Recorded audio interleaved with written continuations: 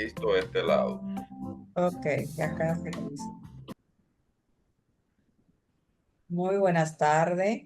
Gracias por acompañarnos en esta actividad educativa.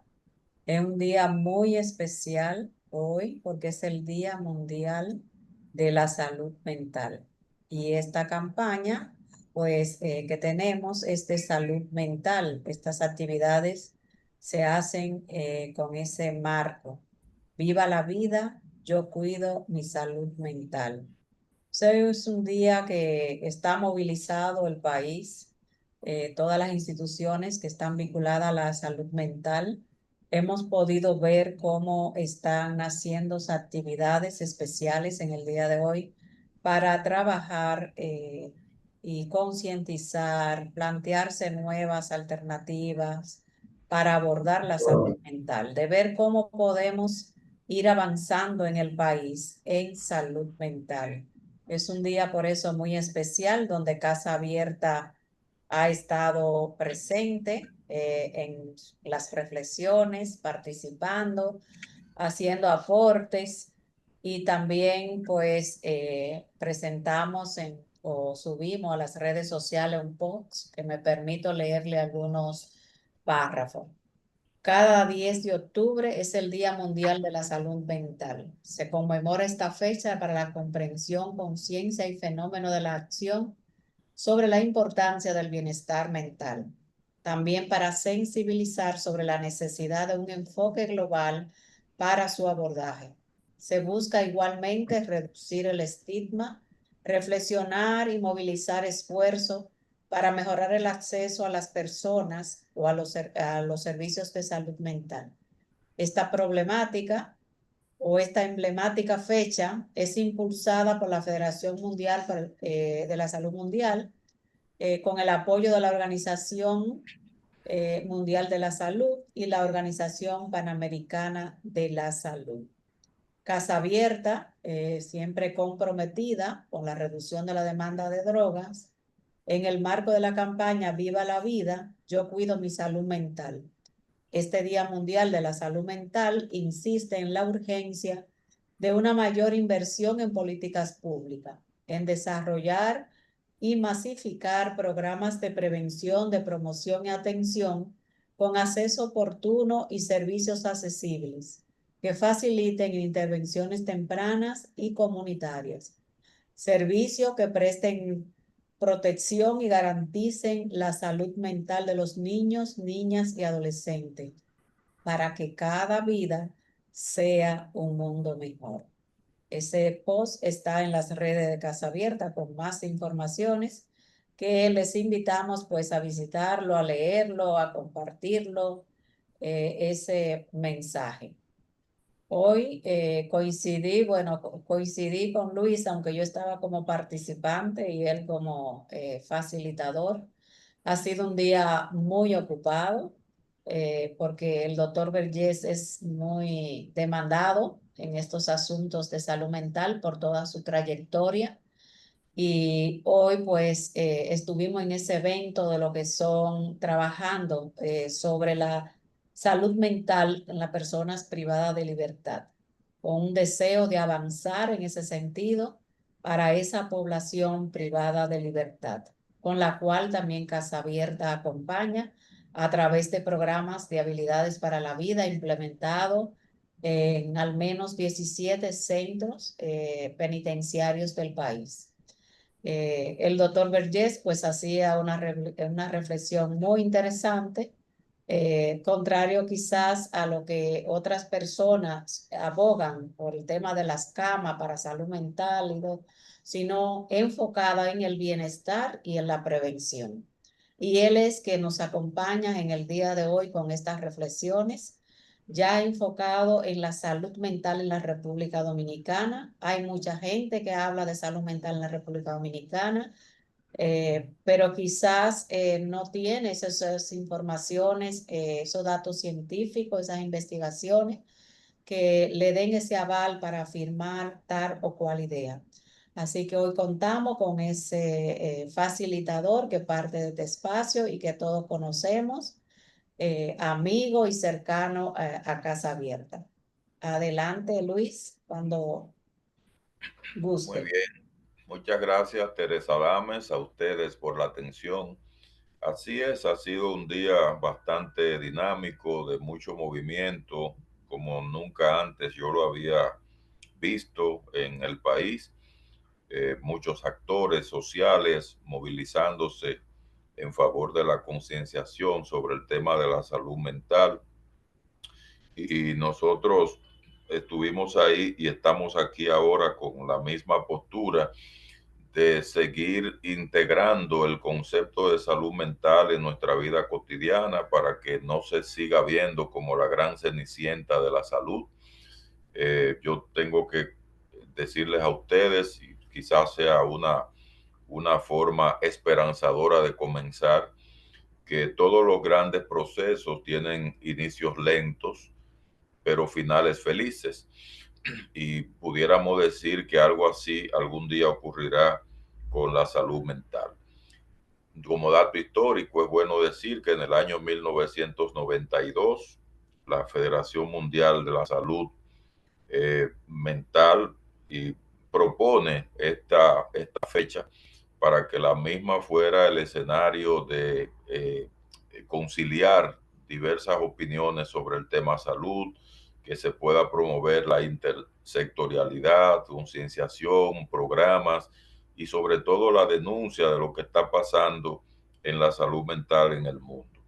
Es bueno decirle que la manera como está organizada la salud mental desde el punto de vista de los órganos de gestión a nivel mundial, está la Organización Mundial de la Salud, que pertenece a Naciones Unidas, y ese es un organismo bastante activo que tiene una serie de regionales. La Organización Panamericana de la Salud, que es la regional a la que nosotros pertenecemos, y todos los años se celebra este día con un eslogan.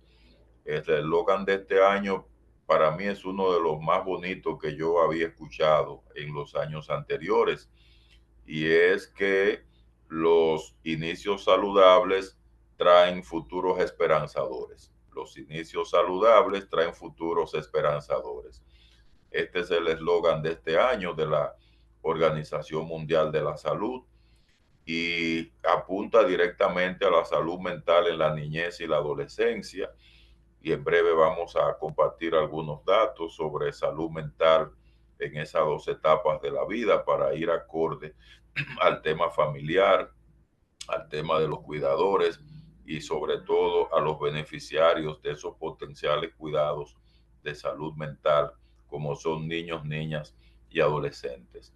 Informarles también que el único organismo que se ocupa de salud mental no es las Naciones Unidas a través de la Organización Mundial de la Salud y los órganos regionales como la OPS que nos rige a nosotros, sino que hay una confederación en algunos países. Por ejemplo, España tiene una confederación de salud mental y muy poderosa, por cierto.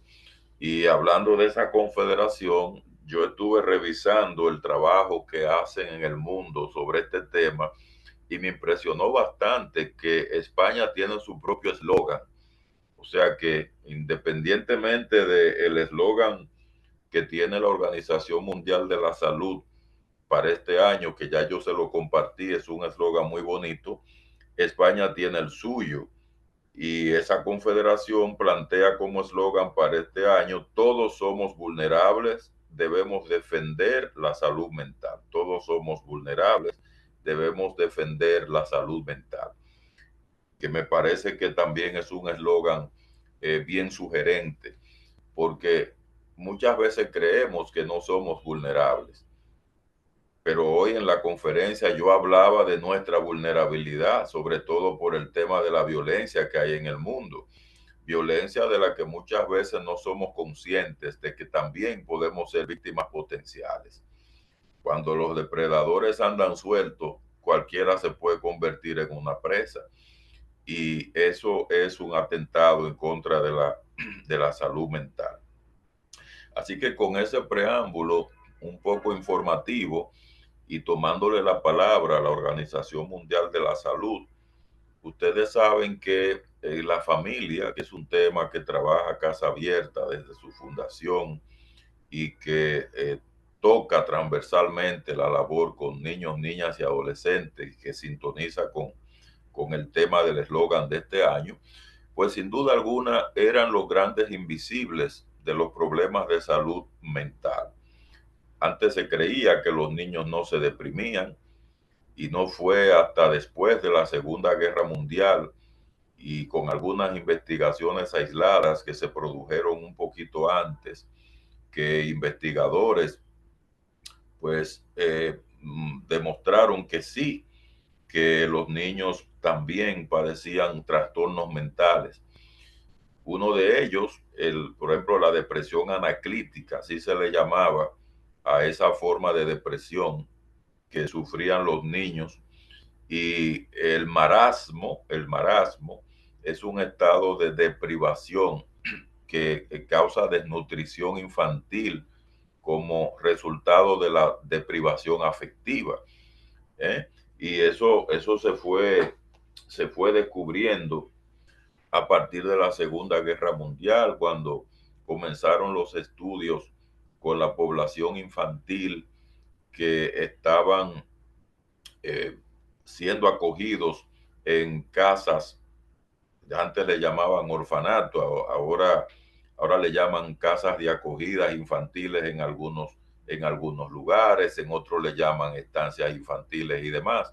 Pero ¿qué pasaba con esos niños y esas niñas? Que ante la ausencia de sus figuras cuidadoras de primer orden, pasaban a ser niños y niñas institucionalizados. Ahí se hicieron varios estudios. Por ejemplo, hay uno muy interesante que fue un comparativo con niños que fueron educados en cárceles. Imagínese usted, madres que estaban prisioneras por delitos cometidos, pero tenían niños recién nacidos, niños menores de 4 y de 3 años, y a esos niños se los llevaban en unas cunitas para que vivieran en las cárceles, en un pabellón paralelo a donde estaban sus madres. Entonces sus madres, cumpliendo condena, iban y le daban seguimiento a sus niños. En cambio, otros niños eran institucionalizados. Esos niños no se criaban con sus madres, sino con figuras cuidadoras institucionales. Pues se hacía un trabajo de eso que llamamos longitudinal, es decir, un estudio prospectivo. Estos estudios son los más interesantes y los más confiables porque le dan seguimiento a lo largo de los años a los niños para cuando lleguen a la adolescencia o a la adultez, verificar si esos niños desarrollaron algún tipo de patología, algún tipo de trastorno. Pues sorprendentemente, los niños que fueron educados en las cárceles al lado de sus madres que cumplían condena, tuvieron mejores indicadores de salud mental que los niños que fueron institucionalizados y que tenían todos los servicios. Para que ustedes vean la importancia que es el apego primario en el tema de las figuras cuidadoras, esas figuras de primer orden y cómo eso repercute en la salud mental infantil. Hay un trastorno que, bueno, así le llaman, es un trastorno nutritivo que tiene variables socioafectivas vinculadas, que es el marasmo, que son estos niños que no fijan los nutrientes y, o mejor dicho, los macronutrientes. Y al no fijar los macronutrientes, los niños morían por desnutrición. Y resulta que hicieron una investigación con unos niños que estaban institucionalizados y era un grupo de hermanas religiosas quienes alimentaban a estos niños. Resulta que era una fila larguísima donde estas madres iban transitando con una canasta llena de comida, biberones y demás, y le iban dando la lechita a los niños, los iban alimentando, y estos niños, bueno, pues eran alimentados, pero se daba un fenómeno extraño. Resulta que los niños comenzaron a morir y se preguntaba a todo el mundo por qué esos niños morían si todos eran igualmente alimentados. pues murieron unos 35 niños en menos de un año. Y coincidió con que todos los niños que murieron eran los que estaban en las primeras filas del pabellón.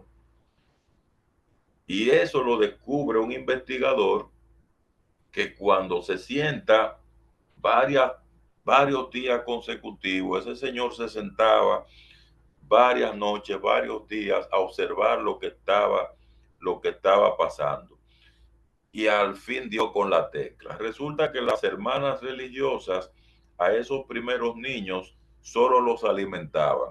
A los niños que estaban de la penúltima fila para atrás, había una serie de mecedoras y las hermanas religiosas entonces sacaban a esos niños de la cuna, lo acurrucaban, le cantaban una cancioncita, lo alimentaban y esos niños eran los que se salvaban. Entonces ahí fue que se descubre lo que hoy llaman el marasmo. Es un concepto muy interesante desde el punto de vista de la psicología, desde el punto de vista de la psiquiatría, desde el punto de vista de la pediatría, por mencionarles a ustedes algunas de las implicaciones que a nivel científico puede ser.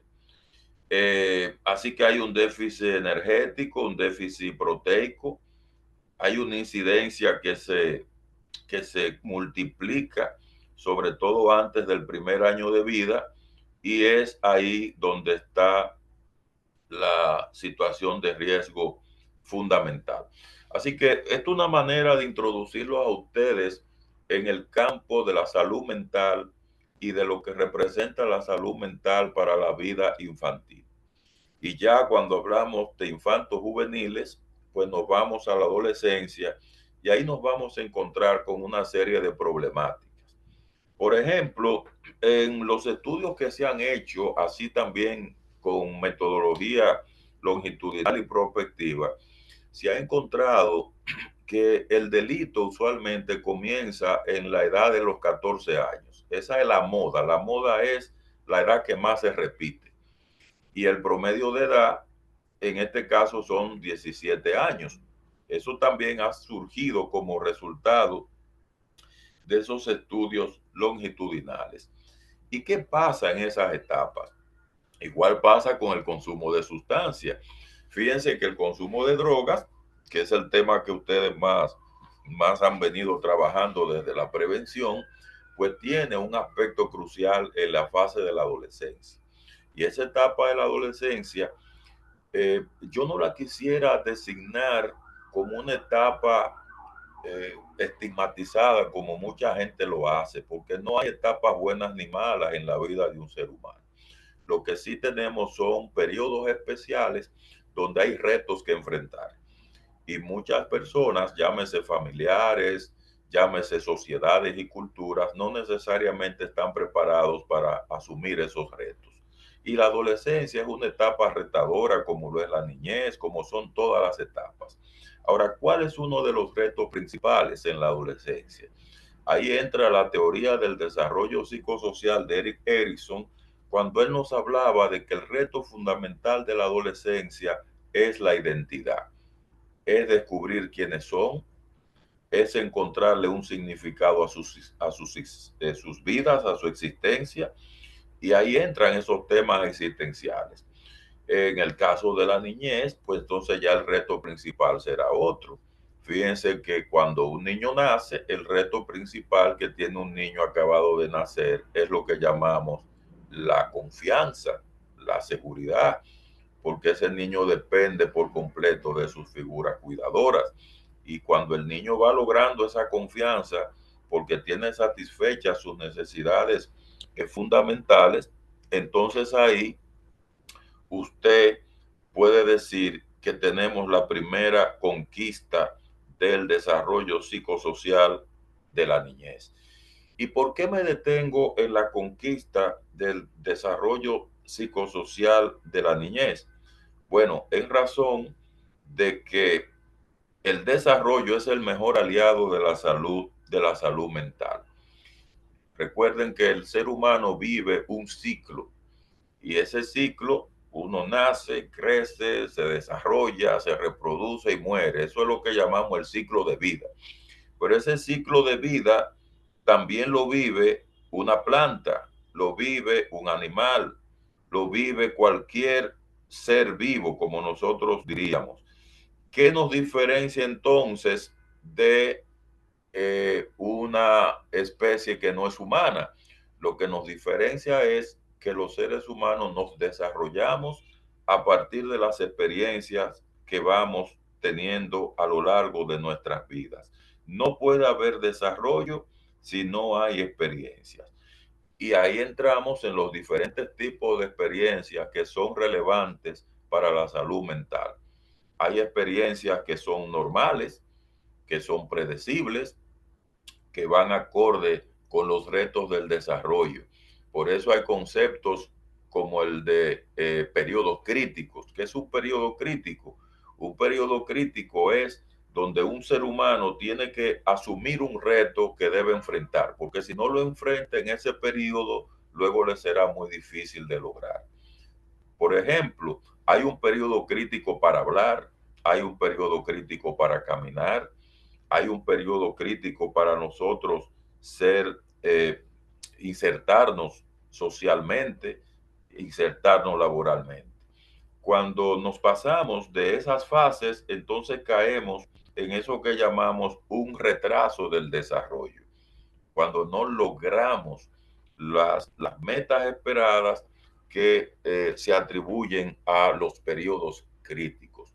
Miren un ejemplo para que lo entiendan mejor y perdóneme que me entienda mucho en lo de la niñez y la adolescencia. Lo que pasa es que eso es lo que estamos celebrando como el Logan en este año de la salud mental.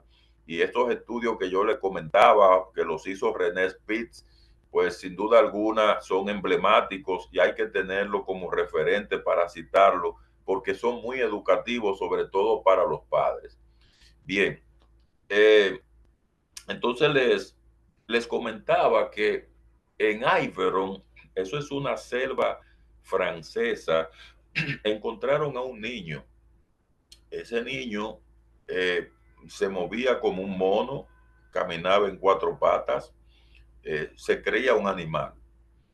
De hecho, ese niño fue el que luego inspiró lo que hoy llamamos como Tarzán. Recuerden que esa famosa película de Tarzán, el hombre mono, fue inspirada en ese niño que fue descubierto a finales del siglo XVIII y fue un profesor, un educador del nombre Itar que se ocupó del niño. Él dijo que sí, que él se ocupaba del niño, que lo iba a educar, que lo iba a preparar para que él viviera como un ser humano normal y comportarse como un ciudadano más. El niño ya tenía 9 años y resultó que ya se lograron muchas cosas. Ya el niño lograba caminar bien, en dos pies, como nosotros decimos. El niño ya se sentaba a la mesa, pudo hacer muchas cosas. Ahora, no pudo aprender a hablar. O sea, llegó un momento que el niño ya no podía hablar. Aprendió de todo algo, pero no pudo aprender a hablar. El periodo crítico para ese niño aprender a hablar pasó. Ya hubo lo que se llama el proceso de ventanas que se abren, ventanas que se cierran. Es un fenómeno neuropsicológico que tenemos los seres humanos. Hay ventanas que se abren y ventanas que se cierran.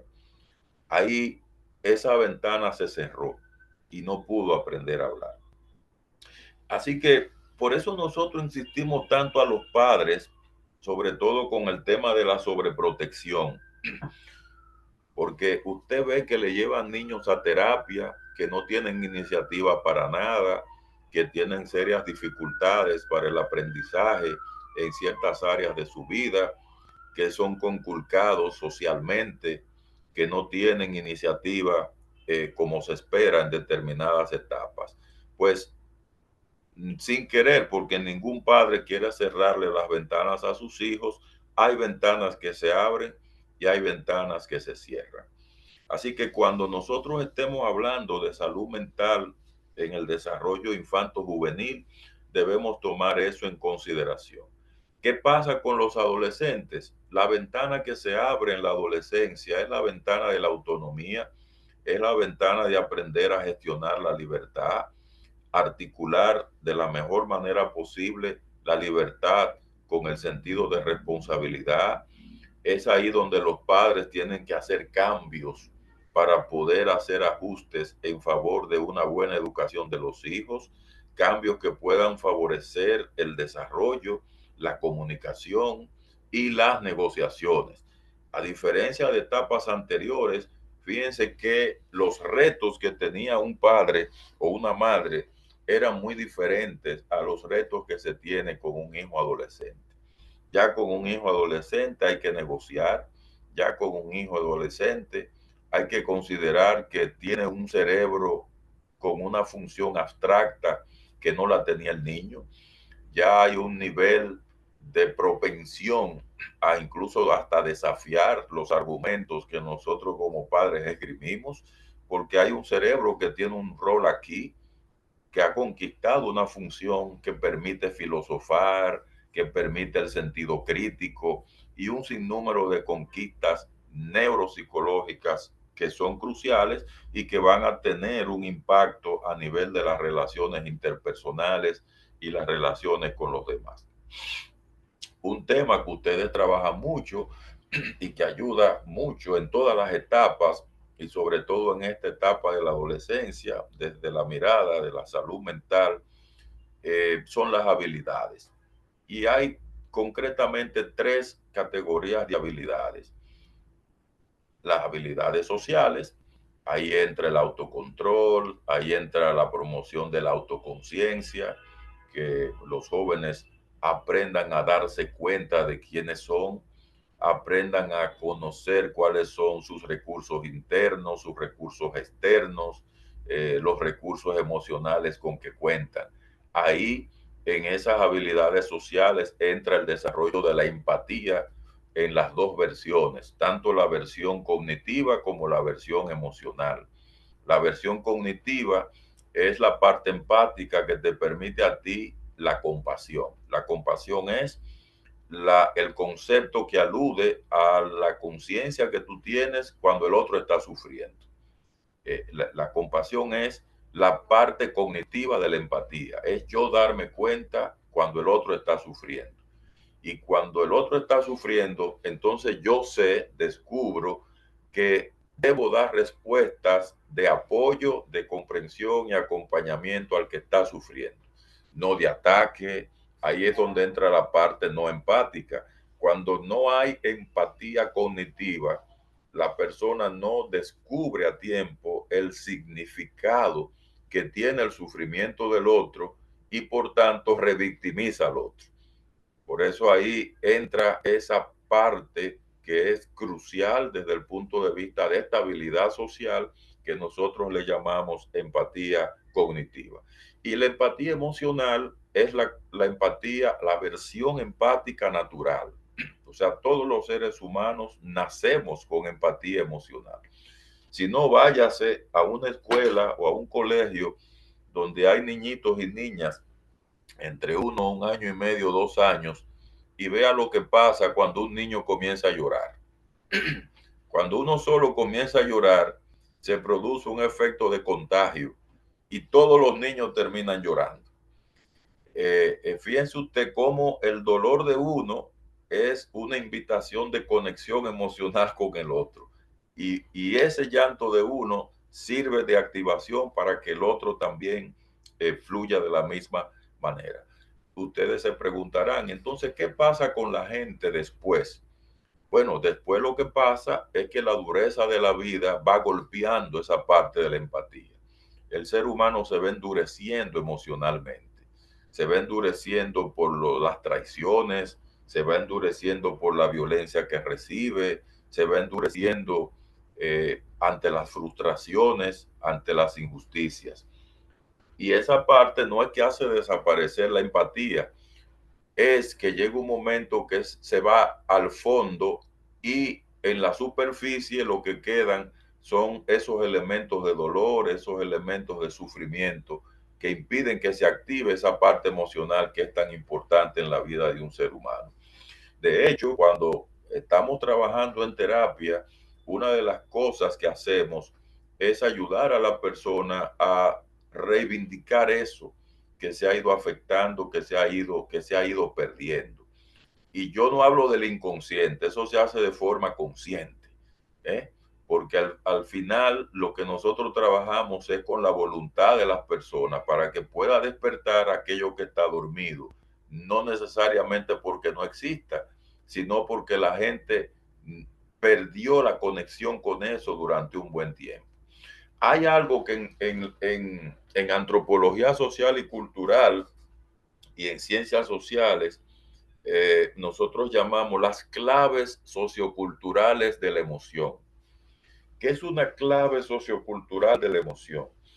Es el permiso que la sociedad te da para que tú expreses una emoción. Si tú estás en un ambiente donde nadie expresa empatía, tú te vas a sentir raro expresando empatía.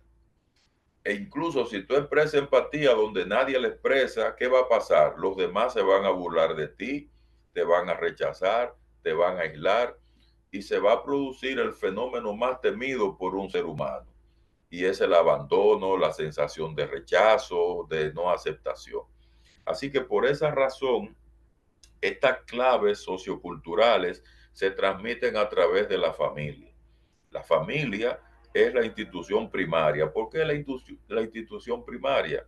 Bueno, porque en el orden de socializar a un ser humano, es decir, prepararlo desde niño y niña para que vivan en sociedad, la familia es la que tiene el cuidado primario. Y ese cuidado primario nos convierte a padres y madres en cuidadores de primer orden. Y ese primer orden implica que estaremos en primera fila al momento de transmitir los primeros mensajes con los que esos niños y niñas tienen contacto. Esos primeros mensajes son los que van a ganar terreno a nivel de una estructura del cerebro que se llama el hipocampo. El hipocampo es lo que nosotros llamamos la memoria emocional y es lo que guarda aquello que no se olvida. Eso que antes llamaban el inconsciente es el hipocampo, para que usted lo entienda mejor. El hipocampo lo guarda todo, ¿eh? Solo que usted voluntariamente no puede hablar con su hipocampo y decirle al hipocampo que le dé información, sino que el hipocampo se la va soltando dependiendo de las cosas que van pasando, dependiendo de los detonantes que se van presentando. Y a veces usted hace cosas que usted no sabe por qué las hizo. Eso era lo que Freud llamaba inconsciente, pero ya ese término está desfasado porque desde que surgió la neurociencia y se descubrió el hipocampo, ya no hay que hablar de inconsciente. Y me da pena para la gente que ha estudiado tanto psicoanálisis, pero ya eso no se usa porque no hay inconsciente, lo que hay es hipocampo.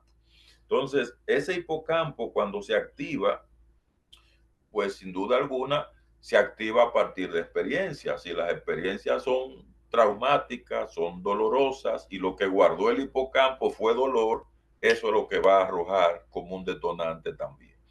Así que por ahí entra la importancia del buen trato. Si usted quiere tener niños y niñas con buenos indicadores de salud mental, el buen trato es la primera herramienta. Y el buen trato implica, primero, entender cuáles son las fases de desarrollo que tiene un ser humano, cuáles son las necesidades que tiene un ser humano en cada una de estas fases. Yo les comentaba en un taller que compartimos recientemente con ustedes que las necesidades son de dos tipos. Hay necesidades nutritivas, que en este caso la nutrición afectiva, que concretamente es el enfoque con el que estoy trabajando ahora, y hay necesidades de proveeduría. Recuerden que antes los hombres y las mujeres estábamos divididos en que el hombre era el proveedor y la mujer era la nutridora afectiva. Eh, ya eso es parte de lo que tenemos que repensar. Hombres y mujeres somos nutridores y proveedores. Ya esa es una diferencia que se ha ido eliminando. Pero un poco caracterizándoles a ustedes esas dos categorías, decirles que las necesidades desde el punto de vista de la nutrición afectiva son seguridad, confianza, amor, autoestima, estabilidad emocional.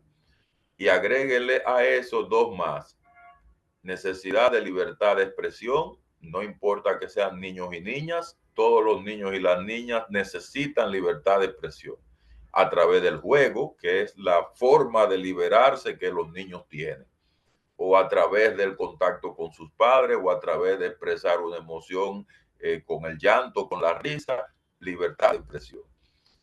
Y obviamente la parte lúdica, que es lo que le construye el significado de mundo desde temprana edad a los niños y las niñas. Si el niño y la niña no juegan, no aprenden a cooperar. Si el niño y la niña no juegan, no aprenden a competir. Si el niño y la niña no juegan, no aprenden a socializar. Si el niño y la niña no juegan, no aprenden normas y reglas de comportamiento. Así que eso de estar promoviendo aislamiento social desde temprana edad y todas estas cosas son contraindicadas si nosotros vamos a hablar de desarrollo, salud mental, niñez y posteriormente adolescencia. Así que cuando esas necesidades se satisfacen, primero desde la construcción de un apego seguro, que es el concepto que nos regala John Bowlby a partir de los trabajos que hizo con su discípula Mary Henworth, y cómo ahí se identificaron las categorías de apego seguro y el apego inseguro, primero con 4 denominaciones, luego se redujo a 2, porque las 4 categorías de apego inseguro estaban solapadas una con otras, y ahora estamos hablando de apego inseguro como apego ansioso y apego evitativo. Las personas que tienen un apego patológico ansioso tienden en la adultez a la celotipia, a la conducta constante de búsqueda de seguridad, altos niveles de estrés, altos niveles de ansiedad, un nivel de afrontamiento muy pobre. Por eso las psicoterapias dirigidas a adolescentes, la psicoterapia dirigida a la niñez, sobre todo si vamos a trabajar desde la mirada tanto preventiva como de abordaje, se enfatizan en habilidades, habilidades para los padres, habilidades parentales le llamamos, y habilidades en 3 categorías para los niños, niñas y adolescentes. Ya yo les comenté el primer núcleo de habilidades, que son las habilidades sociales. El segundo núcleo, ahí entran las llamadas habilidades de afrontamiento, ¿verdad? Ya cuando nosotros hablamos de habilidades de afrontamiento, ahí entra la capacidad de uno aprender a interpretar la realidad en base a evidencias, a desafiar el pensamiento ilógico, irracional, y construir soluciones prácticas. Y ya el tercer objetivo de trabajo psicoterapéutico y preventivo, que enlaza tanto desarrollo humano con los temas de salud mental, es el concepto de habilidades para la solución de problemas. Ya ahí entra la anticipación de consecuencias, ya ahí entra la toma de decisiones, ¿eh? Ya ahí entra eso que nosotros llamamos sentido de autoeficacia, cuando tomamos una decisión y enfrentamos un problema y al final tenemos ese resultado que nos complace y nos satisface tanto. Así que ahí tienen ustedes un mapa lo más grande posible dentro del poco tiempo que teníamos para presentarles a ustedes por dónde anda el tema salud mental, con el eslogan de este año, que como yo les comentaba, inicios saludables, futuros esperanzadores, es el que tiene la Organización Mundial de la Salud para este año 2025. Dejo el espacio que queda por si hay alguna pregunta, duda o aclaración. Muy bien, muchas gracias, Luis. Qué bueno te fuiste por el lema de la niñez y la adolescencia, porque ahí comienza el proceso de prevención.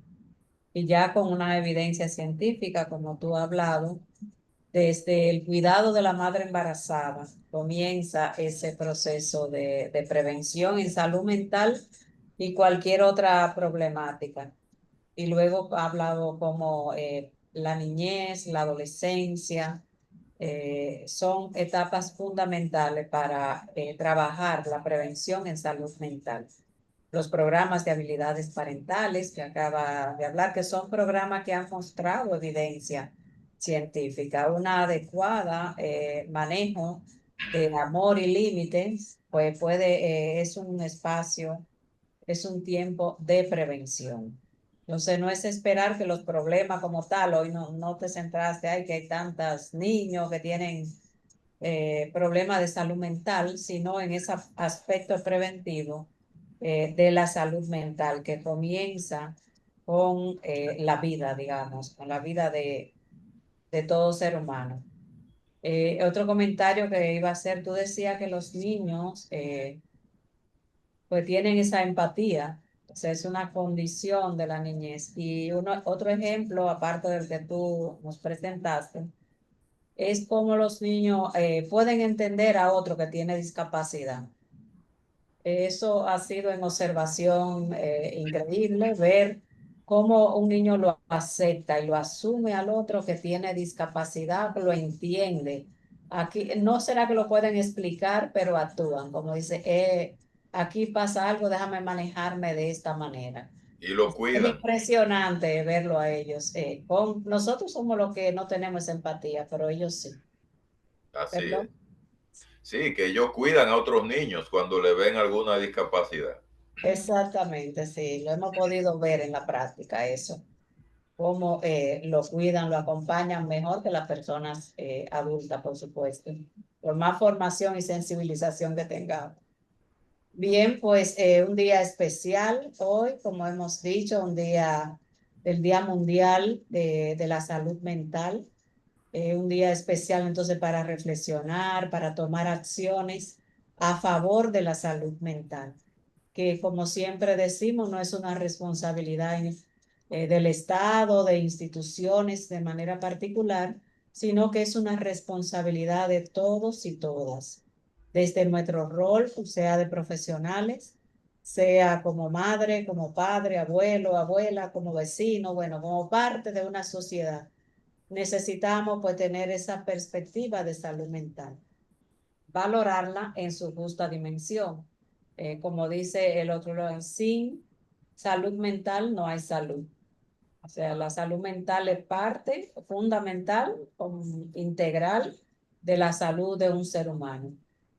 Aunque ha sido como Cenicienta, así lo hablaba Luis también, y así ha sido, pero necesitamos cada vez ser más conscientes de ese trabajo de prevención y luego si hay necesidades, pues de abordaje para que la persona pueda recuperar su estado de salud. Si alguien quiere hacer un comentario, una pregunta, este es el tiempo. Voy a mirar si hay alguna información en el chat que nos quieran compartir. Bueno, las gracias, Luis, y lo interesante del tema. Nos Buenas está. noches. Ahí tenemos aquí a Rosa, Rosa Blanco, aunque no, sí, ya te conozco la voz, Rosa. sí, Adelante, Rosa. es increíble. Nos dejó en reflexión, nos dejó en reflexión porque cuando él está hablando desde la niñez y en la adolescencia también, que eso inicia desde el embarazo. Dios mío, tenemos que reflexionar mucho. Las adolescentes embarazadas que no se le está dando ese trato y cuidado que deben tener para tener niños y niñas seguros en el futuro. Es preocupante. También cuando usted habla que el adolescente para lo que es socializar, no se le da la oportunidad. La vida va rápida. El adolescente, yo trabajo en un centro educativo y a mí no me da el tiempo de la necesidad de escucha que quieren a esas edades, desde los 11 a los 14 años, en busca que se le escuche, porque es como un tren. que solamente se está pensando en lo económico y no en un minuto para que la salud mental de mi hijo o hija esté mucho mejor. Es preocupante cuando se dice que de los inicios es saludable traen los futuros de esperanza. Eso para nosotros hay que reflexionar como seres humanos. Muchísimas gracias. Gracias. Quería hacer un comentario, Luis, sobre eso que nos dicen. No, eso es una retroalimentación que ella ha hecho de gran parte de lo que hablamos, que me parece muy, muy atinado, y qué bueno que ella ha tocado el tema de las adolescentes embarazadas, que es un tema que lamentablemente han querido invisibilizar, pero es muy grave, con serias repercusiones a nivel social, porque ustedes saben que estamos con una doble penalidad. Primero, porque son jóvenes que tienen que interrumpir el desarrollo normal de sus vidas para forzar a asumir un rol para el que no están preparadas. Y en segundo lugar, porque al no estar preparada hay un riesgo muy grande de que estos niños y niñas que nacen como fruto de estos embarazos no sean bien acompañados, no porque ellas sean malas, sino porque no están preparadas para hacerlo. Y eso son consecuencias sociales que pueden ser muy graves. Bien. Luis, se hemos quedado hasta yo para que tú puedas hablar un poquito más del marasmo que nos llamó la atención, lo planteaba desde las redes también, así lo dicen, y también que nos pueda hablar sobre las claves socioculturales de las emociones que tú también estuviste abordando, pero si puede avanzar un poco más. Sí, mira, el marasmo, como yo decía, es una patología de la nutrición que no se identificaba porque durante muchos años se entendía que los niños, primero, no eran sujetos de derecho, y en segundo lugar, nunca se pensó que pudieran absorber tantas cosas de manera patológica como lo en verdad lo hacen. Entonces, este fenómeno es más bien la imposibilidad que tiene el niño de fijar los nutrientes, los macronutrientes. Y ustedes saben que los macronutrientes pues tiene lo que le da vida a la gente, porque ahí es donde están las proteínas, ahí es donde están las calorías que los niños necesitan para su desarrollo. Entonces, si no fijan los macronutrientes, como cuando usted se muere de hambre, ¿eh?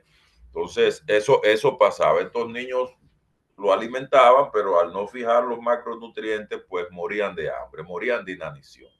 Y morían de hambre, morían de inanición, porque la deprivación afectiva, que por cierto, déjenme decirle a ustedes, hay suicidios en animales, ya se ha demostrado eso. O sea, han hecho experimentos de monos que han sido separados de sus madres cuando eran ya bebés, y esos monos se negaban a comer, no comían nada y morían. Hay un caso que se investigó recientemente que es el último vuelo del cóndor. El último vuelo del cóndor es un suicidio. El cóndor es un ave que es la que vuela más alto, y el cóndor, cuando tiene una laceración en una de sus alas que instintivamente percibe, o sea, no percibe como el humano, porque el humano percibe como fruto de un proceso cognitivo neuropsicológico distinto. Aquí esto está programado ya en los genes del cóndor. Es igual que el cangrejito chiquito que cuando usted lo persigue se mete debajo de la arena acabadito de nacer, porque ya tiene programado su cerebro para la autodefensa. Bueno, pues el cóndor tiene programado su autodefensa, tiene programado de qué se alimenta, pero tiene programado cuándo va a morir. Y el cóndor muere por suicidio.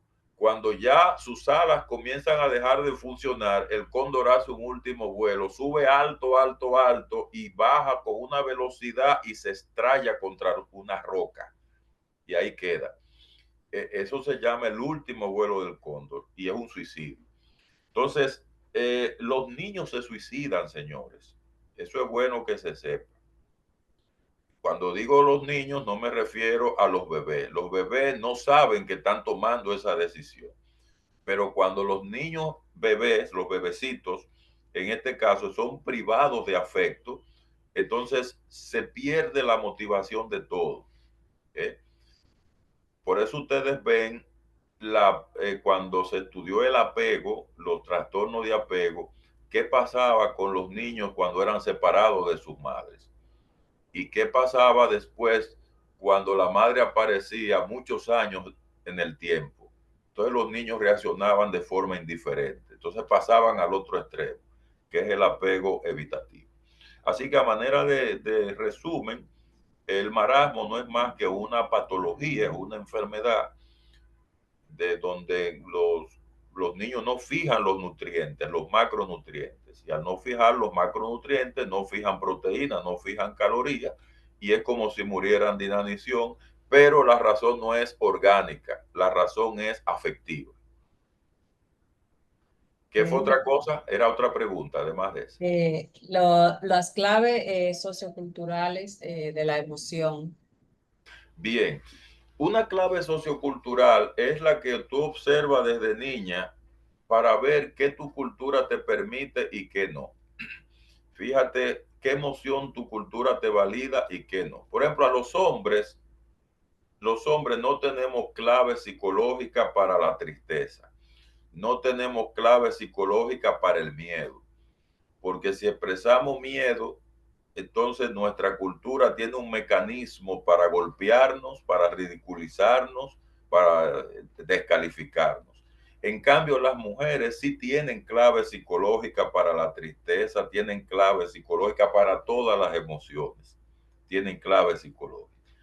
Por eso tú ves que la mujer llora con libertad, por eso tú ves que la mujer cuando tiene miedo brinca y salta y expresa su miedo también con libertad. Esas son claves culturales que son las que te dan a ti el permiso para poder reprimir o para poder expresar una emoción. En un tiempo atrás la mujer no se le permitía la alegría, la tristeza sí. Eh, Aunque ha ido cambiando, pero culturalmente la mujer tenía que ser sufrida, eh, eh, y eso era lo que se valoraba. Hasta hace poco se daba los premios a las madres por sufrida, no por mujer de lo que había hecho o cómo se había desarrollado, sino por el nivel de sufrimiento, porque era una emoción así es. asignada a la mujer. Bueno, así era tan negada la alegría que a las mujeres que se dedican a la prostitución le decían mujeres del mundo alegre, en un término despectivo. Sí, Así por eso te digo que fíjate que antes las claves culturales eran diferentes que ahora, han ido cambiando. y Eh, tenemos que conocer esas claves para poder acompañar adecuadamente a las personas. claro que sí. Poder ir trabajando esos patrones que son, ¿verdad?, negativos. Las emociones son para los seres humanos, no para un género u otro, por ejemplo. Bueno, si no hay otra pregunta, agradecer a Luis que cada vez que conversamos con él, así como dicen algunas de las personas del NAN, Carmen, cada vez que hablamos con Luis, pues podemos aprender algo nuevo. Nos vamos, así como decía Rosa, con una reflexión y esa motivación pues a trabajar a favor de la salud mental, comenzando desde la vida misma, desde el embarazo, desde todas esas etapas de la infancia, de la niñez, todos esos programas ya estudiados que han mostrado evidencia de prevención, se han estudiado en prevención del consumo de drogas o el abuso, pero que en realidad son de prevención en sentido general para que una persona pueda tener una buena salud mental. Sigamos pues trabajando a favor de la salud mental, reflexionando y dando lo mejor de nosotras y nosotros mismos a favor de esta causa, cuidando nuestra propia salud mental, que es fundamental, así como nos dicen cuando vamos en un avión que dice que va a caer una, Si hay un problema, va a caer una máscara de oxígeno. Si usted va viajando con niños o con personas que necesiten ayuda, primero póngase su máscara y luego entonces ayude a la persona que tiene al lado. O sea que es prioritario que cuidemos nuestra salud mental también, lo que somos trabajadores de salud mental, pero en sentido general, es lo primero. Muchas gracias, Luis, y todas las personas que se han conectado, que han permanecido aquí en esta actividad educativa. Les recuerdo que, como siempre, estas actividades se suben al canal de YouTube Casa Abierta RD y que ahí pueden acceder y volver a buscar estos conceptos que el doctor Vergés nos ha planteado y, bueno, los comentarios que se han hecho también. Así que muchas gracias. Hasta el próximo viernes. Seguimos hablando de salud mental. Bueno, adiós. Adiós.